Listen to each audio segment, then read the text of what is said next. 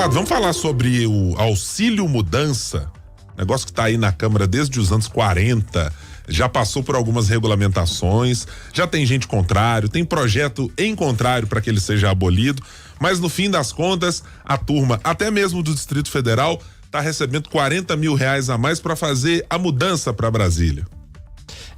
E assim, uma situação, já foi até pior, né? Porque era todo ano, antigamente, no início e no final do ano, agora é no início e no final do mandato, né? Desde 2013, mas continua sendo pago e assim, é chocante, né? Eu acho que as pessoas devem ter atenção com isso, porque no fim das contas, nessa hora, não importa ideologia, todo mundo recebe, né? A gente está falando de um auxílio, lembrando que o salário do parlamentar já subiu, né, para 39 mil por mês, e eles recebem mais um salário no final do mandato, 39.300, e mais um salário no início do mandato, 39.300 novamente. E aí, para quem foi reeleito, que não fez mudança nenhuma, né, porque foi reeleito, continua no mesmo lugar, recebe duas vezes, recebe no final do ano e recebe agora novamente, ou seja, R$80 mil para cada um desses 280 parlamentares que foram reeleitos e que por causa disso não fazem mudança nenhuma. E que vale inclusive o pessoal do DF, né, que, como você falou, quer dizer, esses não tem mudança nenhuma mesmo, né, assim, isso sem falar que eles têm lá o auxílio moradia, sem falar no auxílio, na ajuda de custo, nos vários benefícios que eles já têm ao longo do mandato, né? Então, sim, isso gera uma despesa de 40 milhões. Esse cálculo foi feito pelo jornal Folha de São Paulo, que apresentou os dados dessa legislatura e que perguntou para 280 parlamentares que foram reeleitos, né, deputados, e 5 senadores que foram reeleitos, se eles iriam receber mesmo ou devolver. No caso do Senado, apenas um, que é o Regufe do Distrito Federal, abriu mão.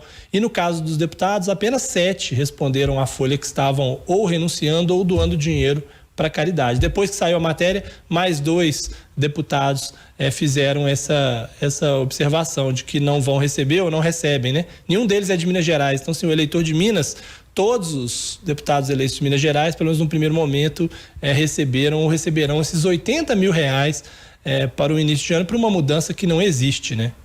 Pois é, Ricardo, e o que chama atenção é que os deputados ainda possuem, né, esse auxílio moradia ou imóvel funcional aí com essa mudança.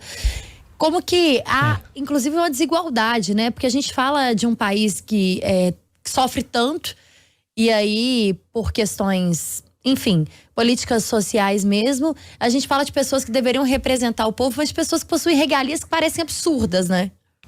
Não, e fica mais absurdo, né, Thalita? Assim, se a gente pensar que o orçamento do ano passado, que precisou ser modificado nessa PEC da transição, oferecer R$25 mil apenas para cuidar de desastres no país, né? Um deputado só recebe mais do que isso, recebe 40 mil a cada vez, ou seja, somando as duas vezes 80 mil, e com isso eles recebem um auxílio moradia que foi ampliado na gestão Arthur Lira na Câmara para R$8.400 até R$8.400, que é um auxílio moradia mais um complemento.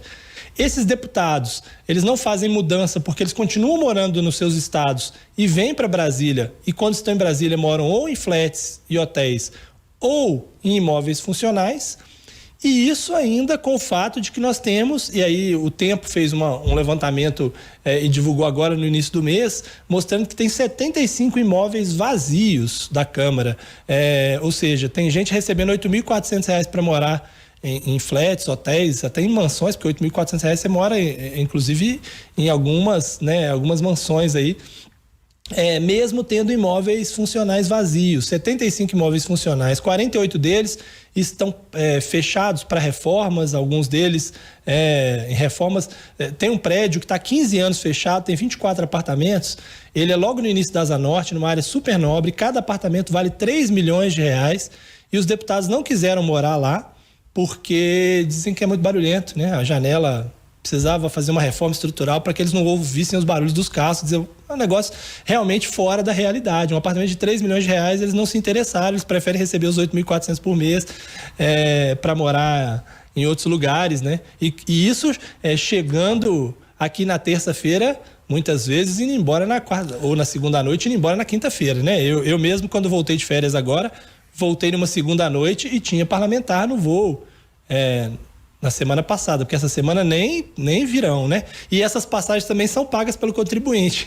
Quer dizer, só piora, né? E nessa hora não tem ideologia, como eu disse. Nessa lista aí dos deputados que receberam 40 mil no final e 40 mil no início, 80 mil reais, tem o filho do Zé Disseu e o filho do Bolsonaro, ou seja, não tem nenhum lado aí que não está recebendo, né?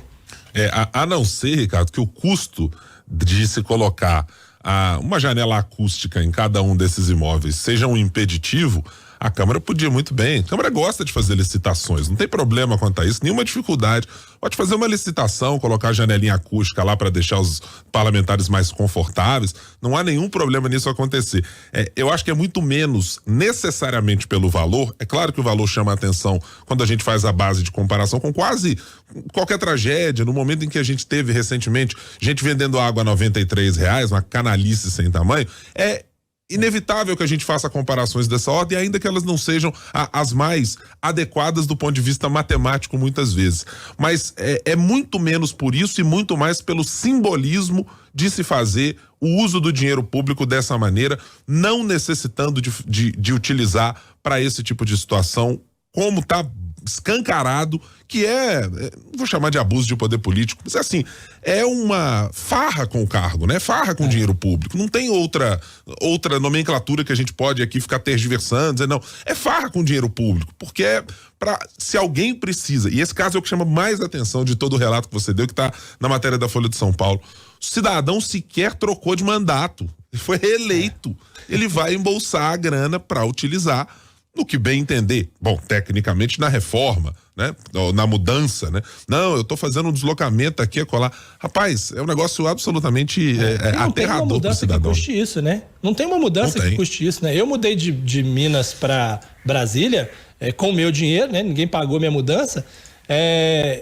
E assim, não chega nem perto desses valores, né? Para quem vai trazer tudo. Imagina pro parlamentar que não vai trazer nada, na verdade, porque ele deixa a casa dele lá, ele não muda para cá.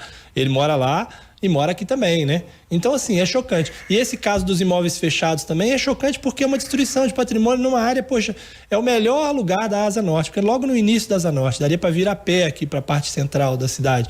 E o troço está sendo destruído. Apartamentos de 3 milhões de reais estão fantasma há 15 anos, eles vão se deteriorando. Quer dizer, patrimônio brasileiro, do povo brasileiro sendo jogado fora. Poderia estar, né, já que não vai usar, manda para leilão, né, usa esse dinheiro para outra coisa, né, mas infelizmente a farra do dinheiro público continua no Brasil, nas pequenas e nas grandes coisas também, né.